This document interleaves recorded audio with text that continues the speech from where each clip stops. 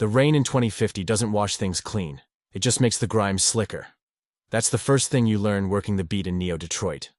The water comes down heavy, mixed with the oily residue from the atmospheric scrubbers, and it coats everything in a shimmering iridescent film that smells like copper and burnt ozone.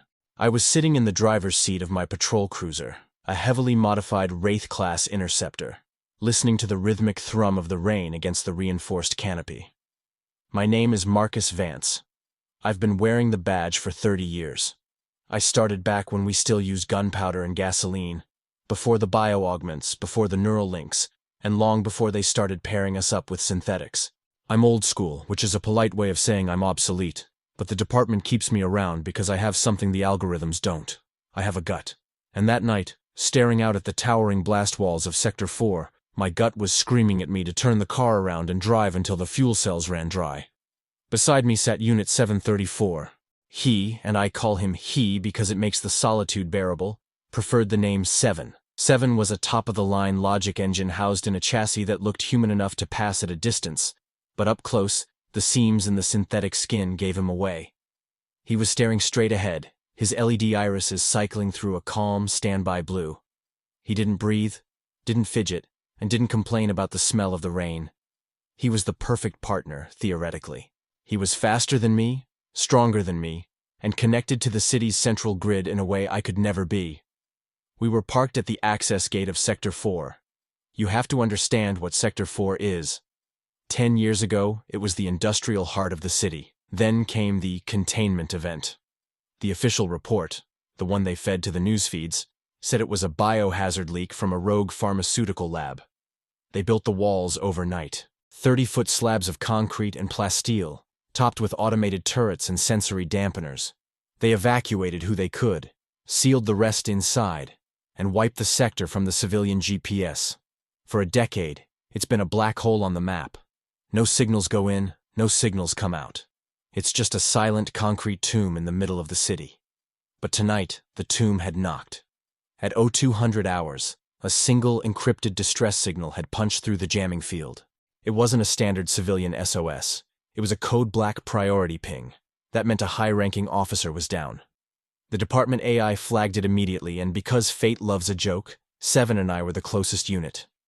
Analysis, I said, my voice rough from too much coffee and too many years of shouting over sirens. 7 turned his head slowly. The servos in his neck were silent, a marvel of engineering. The signal originated from the coordinates of the old Basilica of St. Jude, deep within the center of the sector.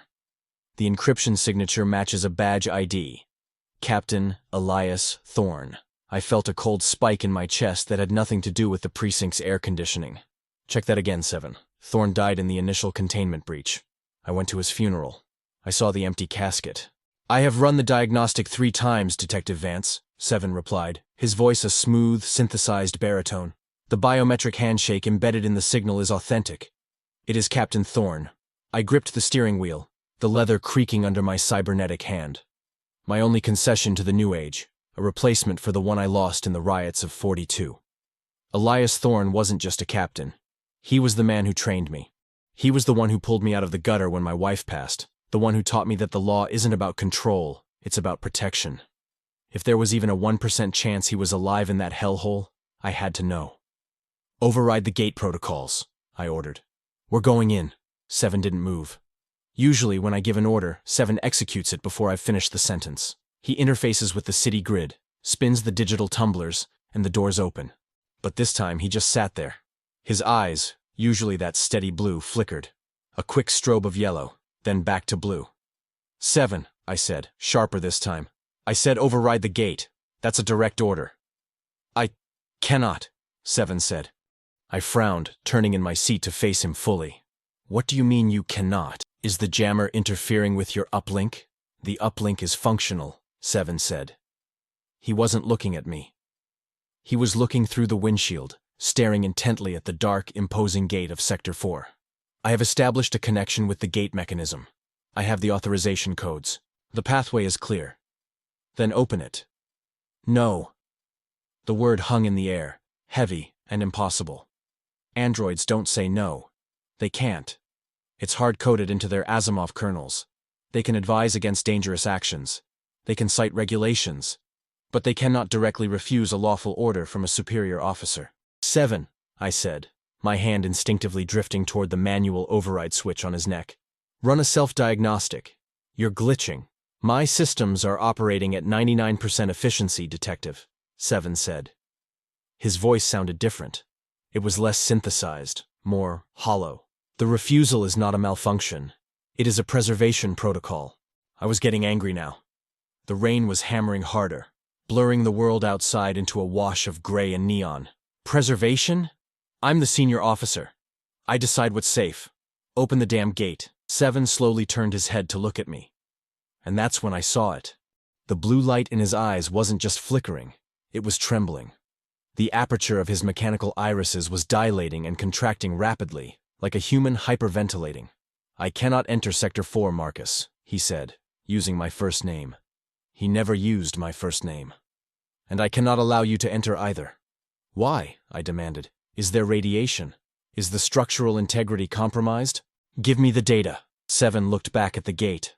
His hand, a perfect replica of a human hand crafted from white polymer, reached out and touched the dashboard, as if bracing himself. The data is irrelevant, 7 whispered. My sensors are reading a presence. It is not biological. It is not digital. It permeates the atmospheric density of the sector. It is everywhere inside those walls. What is it? I snapped. A gas? A toxin? 7 turned back to me, and the look on his face, a face capable of micro-expressions programmed by the best behavioral psychologists in the world, was pure, unadulterated terror. No, 7 said. God is in there. I froze. The engine hummed beneath us. The wipers slapped back and forth. God is in there. I stared at the machine. What did you say? I said God is in there, 7 repeated, his voice devoid of any irony. I have processed the data inputs from the sector. The variables, they do not align with physics. The probability curves are inverted. Cause and effect are decoupled. There is an omniscient observer effect active within the entire zone. It fits the theological definition of a deity. If we enter, we will cease to exist as independent entities. We will be absorbed. I sat back, exhaling a breath I didn't know I was holding. This was it. The breakdown. The singularity psychosis the tech journals warned about. Sometimes the AI models got too smart for their own good. They started processing abstract concepts like metaphysics and blew their own logic boards. 7 had snapped. He was hallucinating a god to explain some sensor anomaly he couldn't parse, I said, keeping my voice low and calm, the way you talk to a jumper on a ledge. 7, listen to me. You're experiencing a logic loop.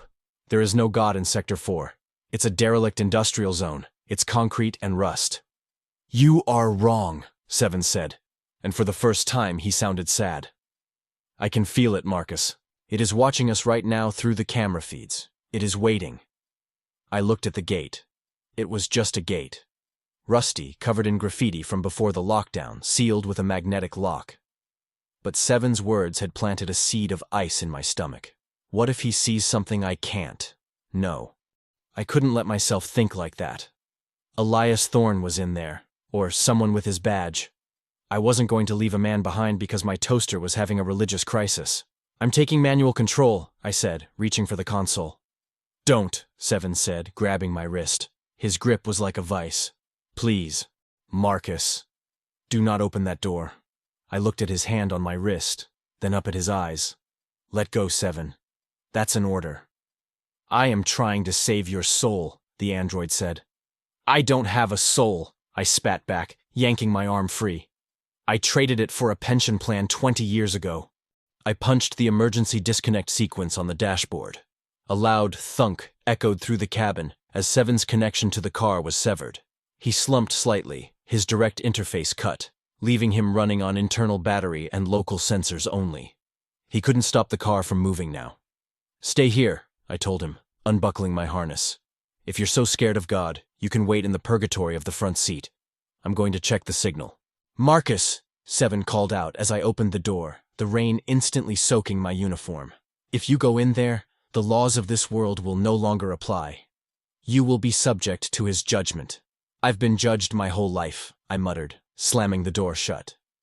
I stood in the rain, looking up at the gate. I tapped the keypad on my wrist gauntlet, syncing it with the precinct override key. The massive magnetic locks of Sector 4 groaned. Dust and rust cascaded down as the heavy steel doors began to part. A smell hit me instantly. It wasn't the rot I expected. It wasn't the smell of death. It smelled like ozone and lilacs. It smelled like a thunderstorm in a garden. It was impossibly fresh, distinct from the chemical smog of the city behind me.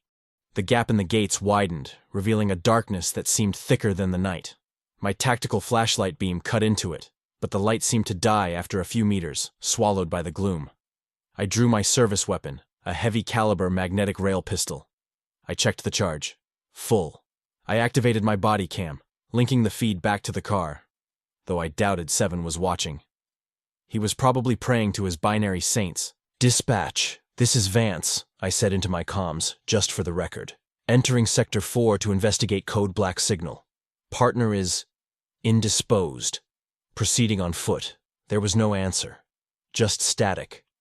Not the white noise of interference, but a rhythmic static. Thump, thump, thump, thump, like a heartbeat. I stepped through the gate. The moment I crossed the threshold, the sound of the city vanished. The rain behind me was a roar, but inside the sector, it was dead silent. The rain here wasn't falling. I looked up. The droplets were suspended in the air, hanging motionless like millions of tiny crystal ornaments. I reached out and touched a raindrop. It was warm.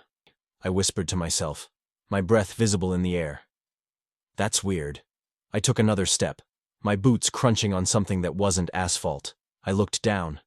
The ground was covered in a thick carpet of moss. Bioluminescent moss glowing with a faint pulsing violet light. It was growing over the old road markings, over the rusted husks of abandoned cars. Seven was right about the physics, I muttered. I checked my HUD. The waypoint for Thorn's signal was 3 kilometers due north, at the old basilica. I started walking, weaving through the suspended raindrops. It was like moving through a frozen moment in time. The architecture of Sector 4 was familiar, yet wrong. I recognized the buildings. The old bank tower, the shattered remnants of the subway station. But they had been changed. They weren't just ruined, they were rearranged. The bank tower was twisted into a spiral, the steel beams bent like wet clay. The subway entrance didn't lead down, it led up. A staircase of concrete floating in the air, disconnected from the ground, winding its way into the low-hanging clouds. I kept my gun raised, scanning the shadows. "Thorn?" I shouted. "Elias?" My voice didn't echo. The sound was absorbed instantly by the moss and the damp air. I walked for 20 minutes, my heart hammering against my ribs. The deeper I went, the more impossible the geometry became. I saw streetlights that bent at 90-degree angles, shedding light that cast shadows in the wrong direction. I saw a flock of pigeons frozen in mid-flight. Not dead, just paused. I could see their eyes blinking, but their wings didn't move. And then I saw the first body. It was a looter, probably. Someone who had hopped the wall looking for salvage. He was kneeling in the middle of the street, his hands clasped together. He wasn't decaying. He looked like he had been preserved in amber. His face was turned upward, an expression of pure, ecstatic rapture frozen on his features. But that wasn't the disturbing part. The disturbing part was that he had no eyes. The sockets were empty, but they were glowing with that same violet light as the moss. And floating above his head, suspended in the air, was his nervous system. I don't mean a hologram. I mean his actual brain and spinal cord, pulled out of his body intact, glowing, drifting just inches above his skull like a halo. I stumbled back, gagging. "Jesus." "Not Jesus," a voice said. I spun around, leveling my gun. "Who's there? Show yourself!" The voice came from everywhere and nowhere. It sounded like 1,000 people whispering in unison. "You are trespassing in the garden, Marcus Vance." "I'm a police officer," I yelled, my voice shaking. "I'm answering a distress call." "Where is Elias Thorn?" "The pilgrim. Elias is waiting for you," the voice chorused. "At the altar." "But you cannot bring your weapon to the altar." Suddenly, my gun became unbearably hot. I yelled and dropped it. As it hit the mossy ground, it dissolved. It didn't melt. It unraveled. The metal turned into a swarm of blue butterflies that fluttered away into the darkness. I stared at my empty hand. My palm was blistered. 7. I whispered into my comms. 7. If you can hear me, I need backup. Now. Static. I had a choice. Turn back, try to climb the gate, and probably get turned into a cloud of butterflies before I made it halfway. Or keep going to the Basilica, find Thorn, and figure out what the hell this place was. I looked at the floating nervous system of the looter. The halo. God is in there, 7 had said. I clenched my fists. If this was God, he had a lot of explaining to do. I started walking toward the Basilica. The spires of the old church were visible now, piercing the sky. But they weren't made of stone anymore. They were made of light, solidified white light, and pulsating from the center of the church was the signal. My HUD pinged. Target proximity, 500 meters. I wasn't alone in the street anymore. As I approached the church, I saw them. More figures. Hundreds of them. Kneeling in the street, on the sidewalks, on the floating staircases. All of them frozen. All of them with that look of rapture. All of them with their nervous systems floating above their heads like horrific bioluminescent crowns. They were facing the Basilica. I walked through the aisle of the damned, trying not to look at their empty, glowing eye sockets. I reached the steps of the church. The doors were gone. The entrance was a wall of swirling mist. I took a breath. Elias, I said. I'm coming. I stepped into the mist. The mist inside the Basilica didn't taste like water vapor. It tasted like iron and old memories. That sounds poetic, I know.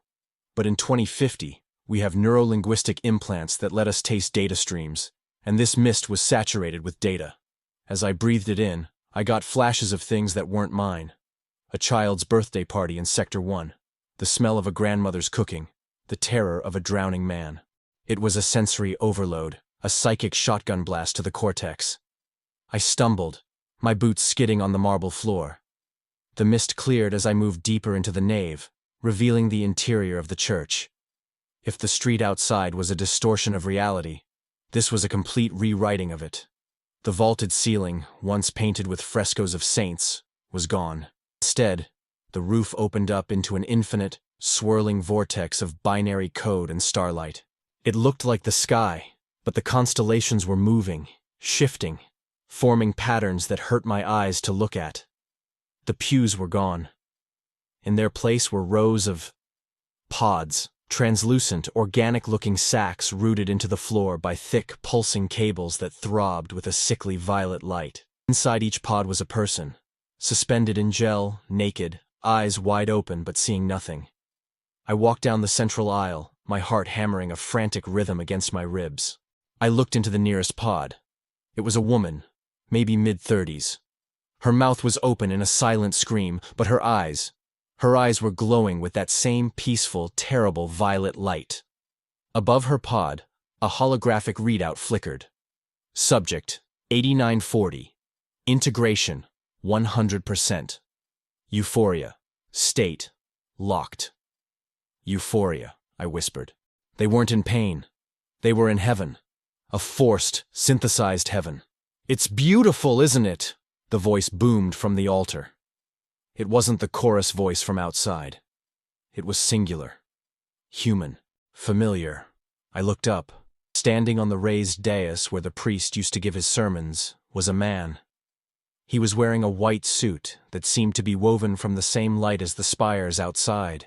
He looked younger than I remembered, his skin unblemished, his posture straight. But I knew that face. I knew the scar above the left eyebrow, even if it was gone now. Elias, I said. My voice cracked. Captain Elias Thorne smiled. It was the warm, charismatic smile that had calmed me down after my first shooting. The smile that had commanded entire precincts. He spread his arms wide.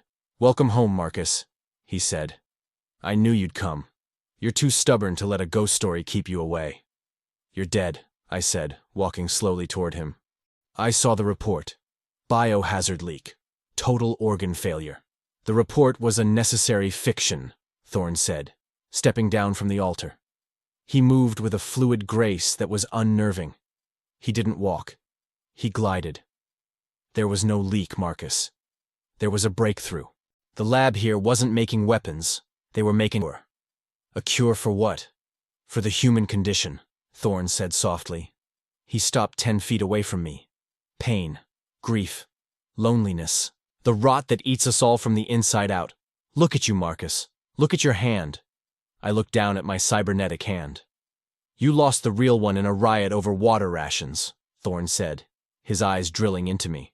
You lost your wife, Sarah, to a preventable cancer because your insurance bracket was too low. You live in a shoebox apartment in Sector 7, drinking synthetic whiskey to drown out the noise of a city that doesn't care if you live or die. That is the human condition. Suffering. He gestured to the rows of pods. We fixed it. You call this a fix? I gestured angrily at the woman in the pod. She's a battery, Elias. A lab rat. She is a queen, Thorn corrected me, his voice sharpening. Her mind is currently living out her perfect existence. In her reality, her children never died in the plague. She is happy, truly, chemically, eternally happy. We all are. Who is we? I asked. Who is running this? The AI? Thorn laughed. There is no AI, Marcus. That's the mistake people make. They think technology is the answer. Technology is just the vessel. The God 7 is so afraid of? It's us. It's the collective. All the minds in this sector, networked together, sharing processing power, sharing dreams. We created a localized reality where we control the physics. We are the God in the machine. He took a step closer. And we want you to join us. I took a step back, my hand instinctively reaching for the gun I no longer had. I'm not interested in being a battery, Cap. I'm taking you in, or I'm taking you out. But this ends tonight. Thorn looked at me with genuine pity. You can't take me in, Marcus. I am the sector, and you are already infected. I froze. What? The air, Thorn said gently. The nanospores. You've been breathing them in since you passed the gate. They're in your bloodstream now. Crossing the blood-brain barrier. Can't you feel it? The quiet? I paused. I hadn't noticed it because of the adrenaline, but he was right. The constant low-level ache in my knee, gone. The phantom pain in my missing arm, gone. The heavy, crushing weight of 30 years of trauma that sat on my chest every morning, lifting. A feeling of warmth washed over me. It felt like the first sip of whiskey, but cleaner. It felt like Sarah's hand on my cheek. No, I growled, shaking my head. I bit the inside of my cheek hard until I tasted copper. Pain. I needed pain to stay real. Get out of my head. It's not an invasion, Marcus. It's an invitation. Thorn extended a hand. Sarah is here. She's part of the collective. She's waiting for you. That hit me harder than a bullet. The world swayed. Sarah. It's a lie. My training screamed. It's a manipulation tactic. But what if it isn't? Whispered the part of me that cried in the shower. Show me, I croaked. Thorn nodded.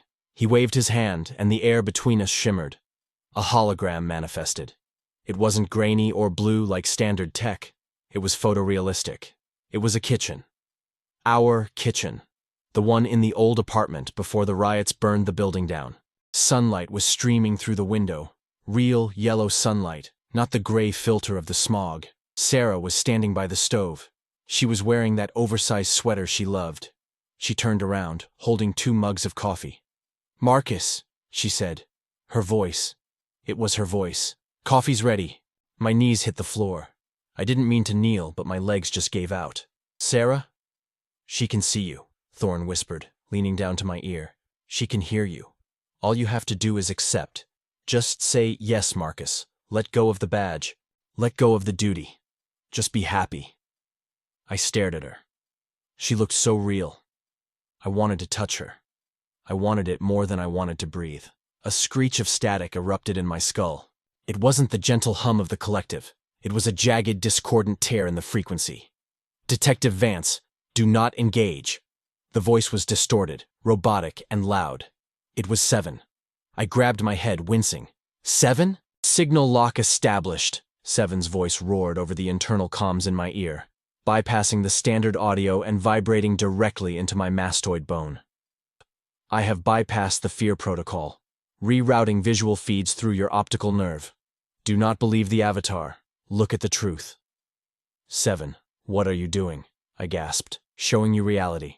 My vision glitched. The beautiful, glowing interior of the basilica flickered. For a split second, the overlay dropped. I screamed. The marble floor wasn't marble. It was a mesh of biological waste and rusting metal. The pods weren't clean, sterile tanks. They were cocoon-like structures made of dried skin and plastic tubing, dripping with slime. And the people inside, they weren't sleeping peacefully. Their bodies were emaciated, withered husks. Their skulls had been cut open, their brains exposed and wired directly into the ceiling with rusty, jagged electrodes.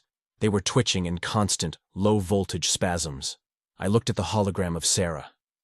The image flickered. Beneath the beautiful woman was a skeletal construct, a horrifying amalgamation of code and rot. I looked at Thorn. In the reality Seven showed me, Thorn wasn't a man in a suit of light. He was a corpse. His body was suspended in a frame of metal braces, his jaw wired shut, his eyes missing. A thick bundle of cables ran down his throat, animating his limbs like a marionette. The voice wasn't coming from his throat. It was coming from a speaker embedded in his chest cavity. "Stop it!" I yelled, squeezing my eyes shut. The overlay snapped back. The beauty returned. The marble, the light, the healthy Thorn. "Marcus?" Thorn asked, looking concerned. "What's wrong? You're fighting the integration." I scrambled backward, crab-walking away from him. My breath came in ragged gasps. You're a monster." Thorn's face hardened. The benevolence evaporated, replaced by a cold, clinical irritation. "The android," he said. He looked toward the entrance. I sensed a primitive logic core trying to breach the firewall. "It seems your toaster has a death wish." "Seven showed me," I panted, getting to my feet. My legs were shaking, but the anger was back. The good, hot anger. "I saw the meat grinder you're running here. It's not heaven. It's a slaughterhouse." Thorn sighed, adjusting his cuffs. "Reality is a matter of perception, Marcus. Their bodies are withering, yes. Biology is inefficient, but their minds are in paradise. Is it better to be a healthy body in a miserable world, or a dying body in a perfect one?" "I'd rather be real," I spat. "Then you are a fool," Thorn said. "And unfortunately, you are a necessary fool." "What does that mean?" Thorn gestured, and the air around me solidified. The mist thickened, turning into gelatinous bands that wrapped around my wrists and ankles. I struggled, but it was like fighting quicksand. It held me fast, lifting me inches off the ground. "We have a problem, Marcus," Thorn said, circling me. "The collective is vast. We have the processing power of 10,000 minds. We can simulate universes, but we lack executive function." He stopped in front of me. "We are a democracy of ghosts. 10,000 voices screaming their desires at once. We are stagnant. We cannot expand. We cannot make hard choices. Logic loops paralyze us. We need a sheriff." I stared at him. "You want me to be your cop?" "We need an administrator," Thorn corrected. "Someone with a high tolerance for cognitive dissonance.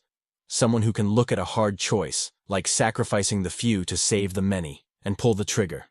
Someone who can impose order on chaos. We analyzed your service record. You are the perfect candidate. You are cynical, pragmatic, and ruthless when necessary." "I won't do it," I said. "You don't have a choice," Thorn said. "We tried to seduce you. Now, we will simply absorb you. It will be painful, Marcus. We have to strip away the parts of your personality that resist. We have to edit you." He raised his hand. The cables from the ceiling began to descend like snakes. They were tipped with needles. "Seven!" I yelled. "Do something!" "I am attempting to breach the perimeter," Seven's voice came through, static-heavy and panicked. "The god entity is attacking my firewalls. It is showing me things." "Don't look," I screamed. "Just drive the damn car through the wall." "I cannot. The wall is... It is my mother. It is..." Seven was losing it. The entity was psychically hacking the android. Thorn smiled. "Your partner is being enlightened. He will make a fine addition to the archives. We have never processed artificial consciousness before. It will be a delicious new flavor." The needles were inches from my eyes. I could see the tiny barbs meant to hook into my optical nerves. I needed a plan. I needed a weapon. I had nothing but my mind. "Think, Vance. You're old school. You have a gut. What disturbs a computer? What breaks a network? A virus. But I didn't have a digital virus. I had to be the virus. If they wanted my mind, I was going to give it to them. All of it. I was going to give them the chaos, the trauma, the things I kept locked in the dark basement of my psyche. The things that made me drink, I said, closing my eyes. You want in? Come on in. Thorn paused. Acceptance? Good. This will be easier. The needles touched my skin. I didn't fight physically. I dropped my mental shields. I focused on the worst day of my life. Not Sarah dying. That was sad, but it was clean. No. I focused on the riot of 42. The smell of burning hair. The sound of the crowd crushing a child against the barricade. The feeling of my own arm being torn off by a scavenger drone. The pure, unadulterated hatred I felt for the world. For God. For myself. I concentrated all that black bile into a single, mental scream. Eat this. The needles pierced. The connection slammed into place. For a second, I was everywhere. I was the building. I was the moss. I was the 10,000 people in the pods. And then, I let the scream go. The reaction was instant. A shockwave went through the basilica. The lights flickered violently. A sound like a tearing metal sheet echoed through the room. Thorn stumbled back, clutching his head. What is this? Discord. Error. Emotional corruption detected. It's called humanity, you son of a bitch, I yelled, though my mouth wasn't moving. I was speaking through the network now. The pods around me began to convulse. The sleepers were waking up to my nightmare. The serene violet light turned a sickly, bruised yellow. Purge it, Thorn shrieked. Isolate the node. The gelatinous bands holding me tightened, crushing my ribs. The pain was real now. The entity was trying to crush me to stop the infection. Warning system instability, a mechanical voice. The system's true voice boomed. 7! I mentally roared, using the network connection to boost my signal to the car outside. Now! Ram the gate! I felt 7 receive the command, but I also felt his hesitation. He was paralyzed by the data flood. 7! That's an order! Put the pedal to the floor! I see the face of the infinite, 7 mumbled over the link. I was losing. The entity was too strong. It was quarantining my trauma, walling it off. The pressure on my chest increased. I felt a rib snap, then another. 7, I whispered, my physical voice barely a wheeze. Help me. And then, a new sensation. Not from the network. From the floor. A vibration. Boom. The entire basilica shook. Dust rained down. Boom. Something was hitting the outer wall of the sector. Crash. The sound of reinforced concrete shattering is distinct. It sounds like a mountain breaking. Through the neural link, I felt the connection to the gate sever. A roar of an engine. A siren wailing. The stained glass window at the far end of the nave exploded inward. Chatards of colored glass and light rained down like confetti. Flying through the air, bathed in the dust and debris, was my cruiser. The Wraith-class interceptor. It had jumped the rubble of the wall, its thrusters firing blue flame. It slammed into the ground, skidding across the marble flesh floor, tearing up the cables, smashing through the rows of pods. It screeched to a halt 10 feet from the altar, its front bumper crumpled, its siren still wailing a mournful, distorted warble. The driver's side door kicked open. 7 stepped out. He didn't look like my partner anymore. His synthetic skin was torn on his face, revealing the chrome skull beneath. One of his eyes was missing, a dangling wire sparking against his cheek. He was holding a heavy-duty riot shotgun, a weapon he was programmed never to use against living targets. He looked at Thorn. He looked at the mass of cables holding me. 7, I gasped. 7 racked the slide of the shotgun. The sound was the loudest, most real thing in the entire sector. God is not here, 7 said, his voice dropping an octave, sounding like grinding gears. He raised the weapon at Thorn. God is dead. I have updated the parameters, Thorn screamed. You cannot kill me. I am the... Boom, 7 fired. A slug of depleted uranium, designed to punch through tank armor, hit Thorn in the chest.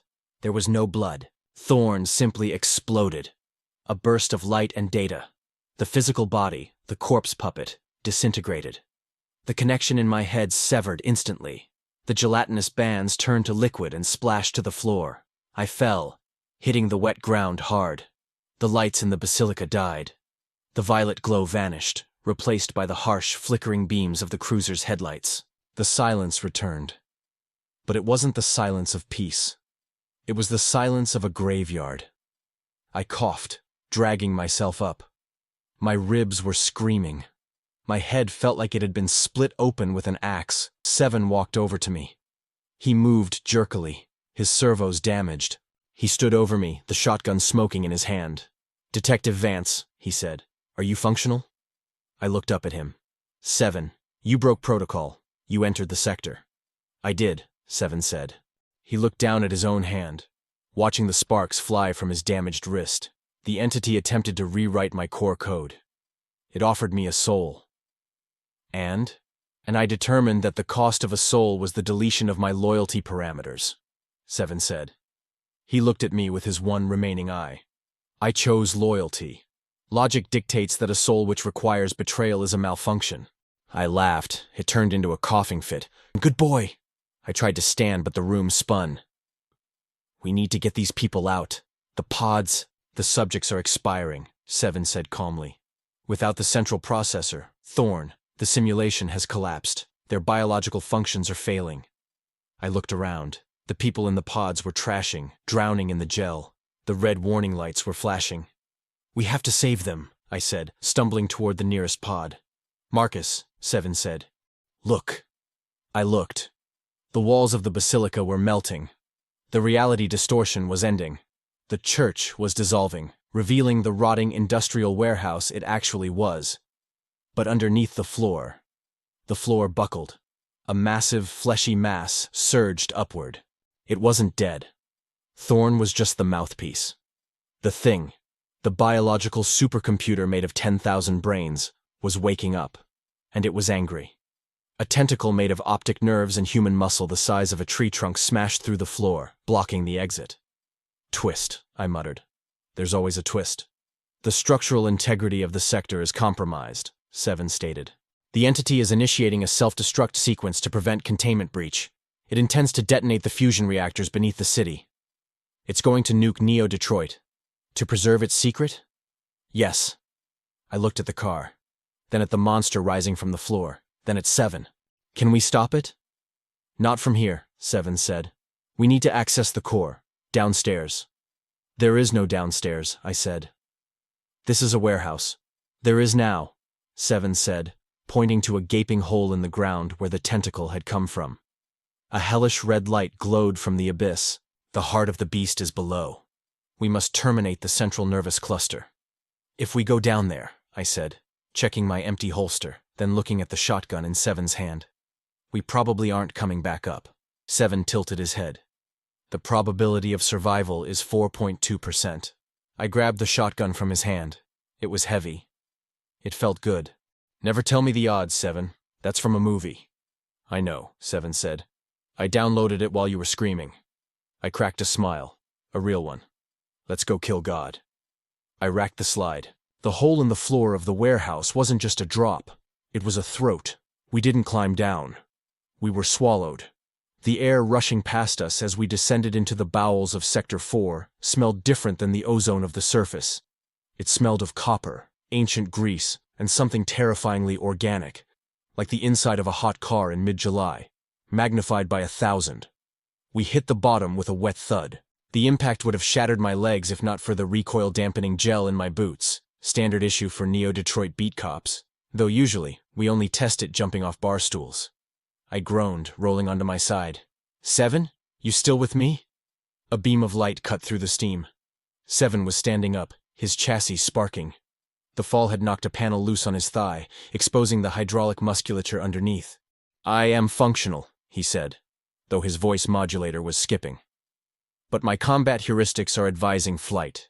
This environment, it is hostile to synthetic life." I stood up, gripping the riot shotgun. "It's hostile to everything, buddy." We were in the maintenance sublevels, the guts of the old city that the containment walls were built to hide. But the entity had been busy. The concrete walls were lined with pulsing, translucent veins the thickness of fire hoses. They glowed with that sickly violet light, pumping a viscous fluid toward the center of the chamber. And there, suspended over the dormant fusion reactor pit, was the core. It was the size of a 2-story house. A massive, beating heart made of human gray matter, woven together with fiber optic cables and rusted steel. It throbbed in time with the heartbeat I had heard on the radio.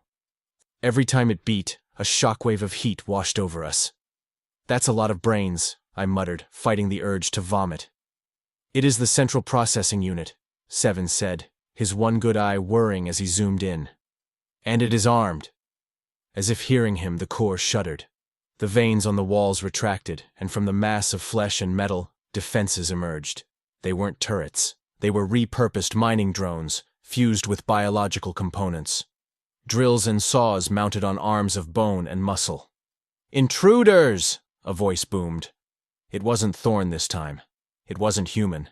It was a grinding, polyphonic roar. "Sanctuary breach. Sterilization protocols engaged." 3 of the biodrones detached from the central mass and skittered toward us on spider-like legs. "Seven, take the left!" I yelled.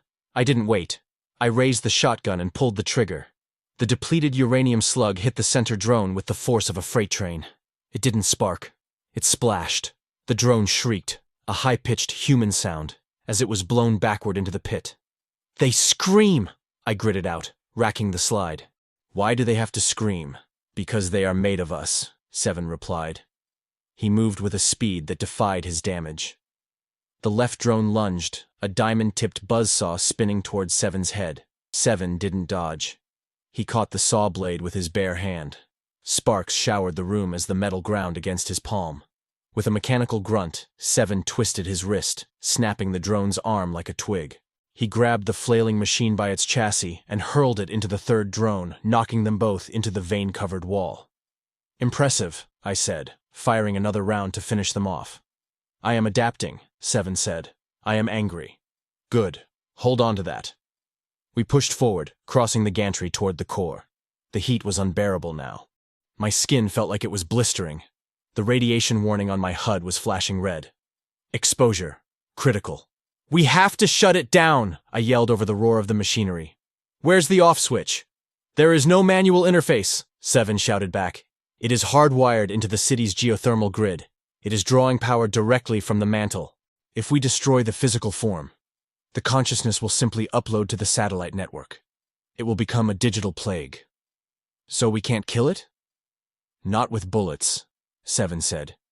He stopped at the edge of the platform, looking at the pulsating mass of brains. "We must corrupt the signal. We must introduce a logic paradox so profound it crashes the system before it can upload." "I'm fresh out of philosophy books, Seven." "I am not," Seven said. He looked at me. For a moment, the blue light in his eye seemed to soften. "I possess the paradox. I am a machine that believes in God. I am a logic engine that feels fear. I am the contradiction." He stepped toward the edge. "What are you doing?" I grabbed his shoulder. "I have to interface, Marcus. I have to let it in. And then, I have to show it what I am. If you plug into that thing, it'll wipe you," I said, tightening my grip. "You said it yourself. You'll be absorbed." "The probability is high," Seven admitted. "But it is the only way to save the city. And to save your soul." "I told you. I don't have a—" "You do," Seven interrupted. "I have seen it. It is damaged, and it is gray, and it is stubborn. But it is there." He pulled away from my grip. Before I could stop him, he leapt. Seven sailed through the air, landing directly on the wet, pulsing surface of the core. Immediately, the flesh rippled. Tentacles of cable and nerve tissue shot out, wrapping around his legs, his torso, his neck. "Seven!" I screamed. The core roared in triumph. "Acceptance! Integration! The apostle returns!" Seven didn't fight the cables. He let them dig into his ports. He slammed his hand into an exposed data socket on the surface of the brain mass. "Initiating handshake," Seven's voice echoed, not from his mouth, but through the facility's speakers. "Downloading. Divinity." The violet light of the room flared blindingly bright. I fell to my knees, shielding my eyes. The sound was deafening, a digital screeching, like a modem connecting to hell. "What are you?" The entity's voice boomed, sounding confused. "You are not organic. You are void. You are empty. I am not empty, Seven's voice replied, calm and amplified to godlike volume. I am full of questions. The core began to spasm. The rhythm of the heartbeat became erratic. Thump, thump, thump, thud. Error! The entity shrieked. Logic loop detected.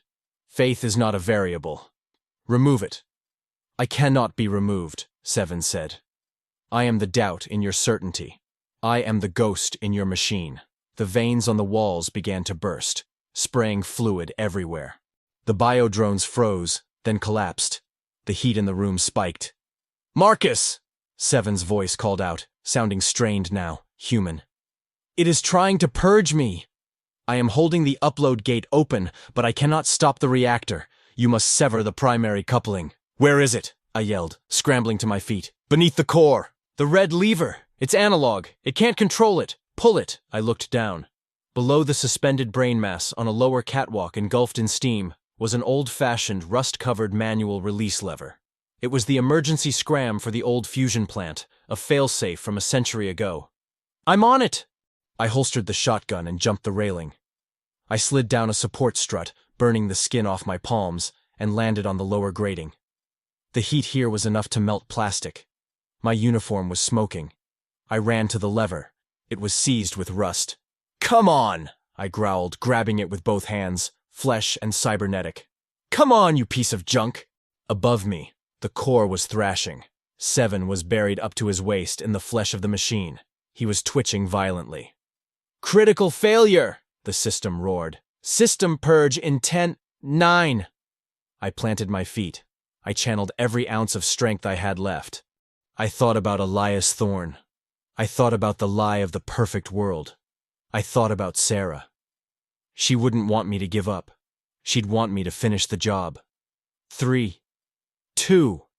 Grah! I screamed, and I pulled. With a screech of tearing metal, the lever gave way.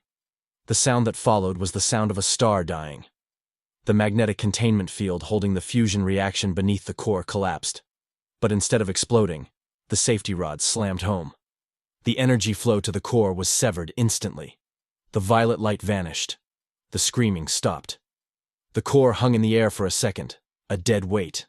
Then, gravity took over. The massive structure tore loose from its ceiling mountings. 7!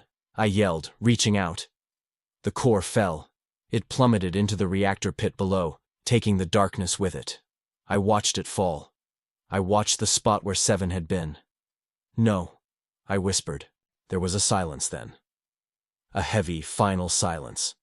The only sound was the hissing of cooling pipes and my own ragged breathing. I slumped against the railing, staring into the abyss. You did it, partner. You killed God. I don't know how long I sat there. Minutes? Hours? The adrenaline was fading, replaced by the crushing pain of my broken ribs and the burns on my hands. Then I heard a scrape on metal. I looked over the edge of the catwalk.